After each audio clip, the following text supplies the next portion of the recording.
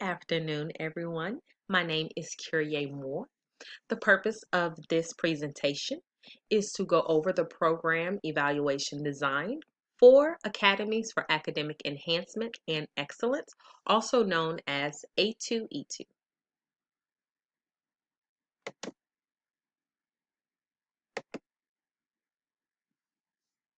In October 2017, DeSoto ISD received $15 million from the United States Department of Education Magnet Schools Assistant Program.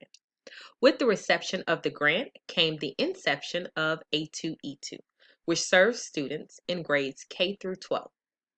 A2E2 assists in the desegregation of public schools by implementing magnet schools to reach students of various backgrounds. Furthermore, A2E2 seeks to promote diversity and increase choices in public schools.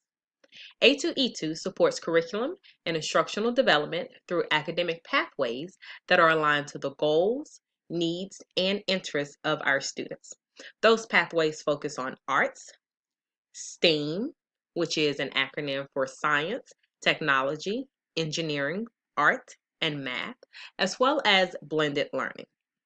Instructional support includes, but is not limited to, professional development for teachers and their administrators, and the purchase of supplemental materials. The program strengthens students' knowledge of core academic subjects and their grasp of marketable vocational skills.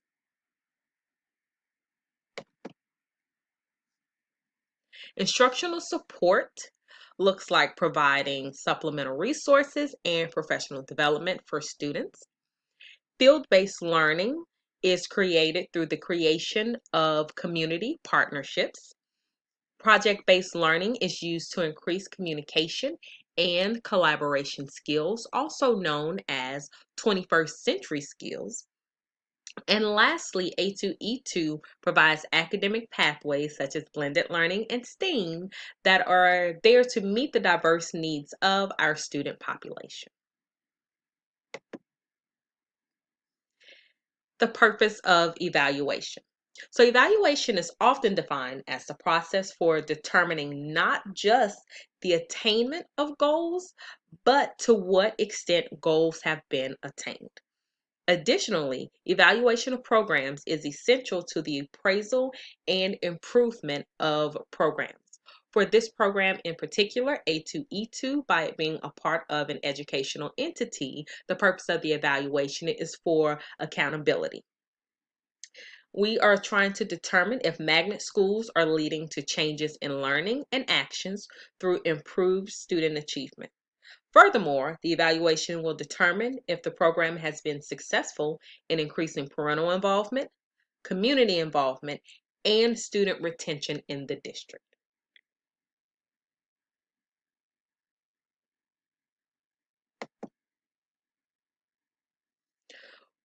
We looked at different questions that we would use to evaluate the program. As the evaluation team, we came up with questions that we thought would be good questions in order to evaluate the A2E2 program. To help us in determining which questions we would use, we decided to adapt this chart. This chart was used to go through each evaluation question to determine if that question was feasible and important to the evaluation of the program.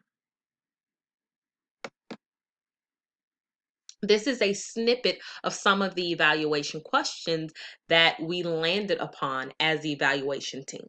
For example, were all professional development sessions delivered? Did all parents attend parental sessions? Which parents attended and which did not?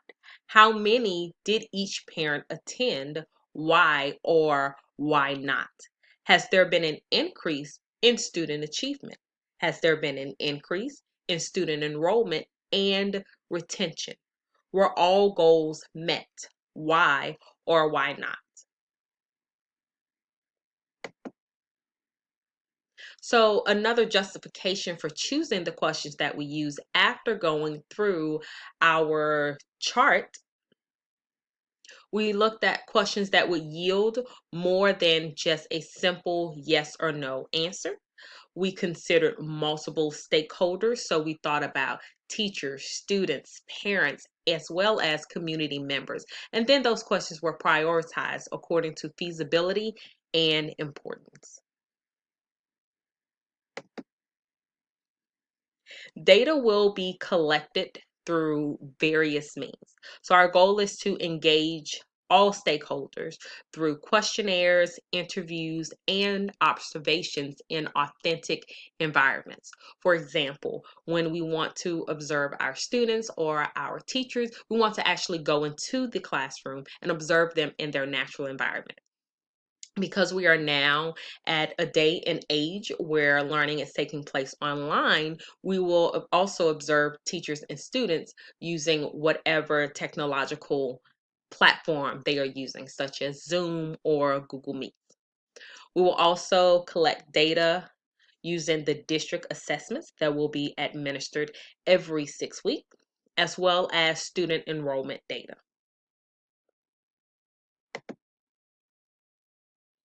This is a snippet of the Parent Satisfactory Survey that we will send out to all parents.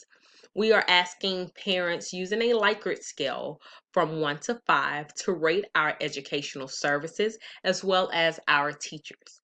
In addition to the Likert scale, we are also asking open-ended questions such as what do we do but well?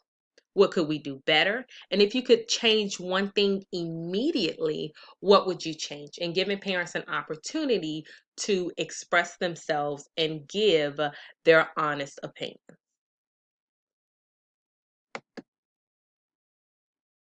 Data analysis procedures.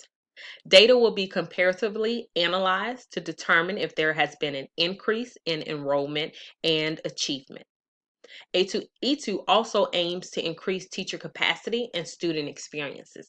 Therefore, we will use surveys and interviews to gather participants' experiences. I apologize. Interviews will be recorded through Skype using eVeer software. The eVeer will be used to transcribe the interviews. And then the transcriptions and codes will be uploaded to NVivo for further analysis. Additionally, we will use SPSS, multiple linear regression, because we are collecting student data, student achievement data, as well as student enrollment data.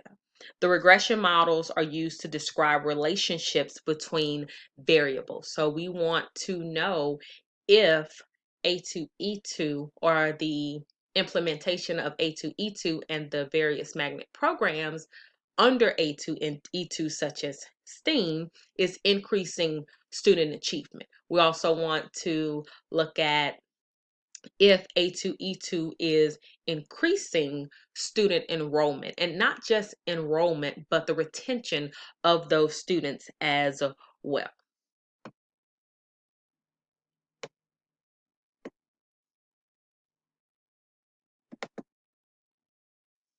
For our reporting procedures, we will do a report during the monthly school board meetings. Every month on the third Monday of the month, we have school board meetings, and we want to give this information to the general public. Additionally, we will be collecting data every 6 weeks. This coincides with the district marking periods. We are on 6 week marking periods versus 9 week marking periods. Therefore, student achievement data, parental involvement data, teacher satisfactory data, and student/parent satisfactory data will also be collected and analyzed every 6 weeks to ensure that we have all of these reports ready for monthly board meetings. Additionally, we know that there are some parents who are not able to attend those monthly board meetings. So therefore, various campuses will have meetings every 6 weeks in order to give this information to their parents. And last but certainly not least, we want to include our stakeholders and their responsibilities. Each stakeholder will be interviewed and or given a survey to complete. So when we look at our stakeholders, we have teachers, students, parents, and community members. The reason we say and interviewed and or given a survey for our younger students, such as our kindergarten students, we may or may not interview those students, but we would give them a survey that is kid friendly that would ask them to circle the face or circle the color that best corresponds to the answer that they would like to give. And lastly, students will be given district assessments to gather that achievement data so that we can look at that data and really analyze the data to see how student achievement is increasing or not increasing. And again, looking at the enrollment data. And of course, that is dependent upon our students and our parents, whether our students come back and whether they stay here with the district. Thank you so very much.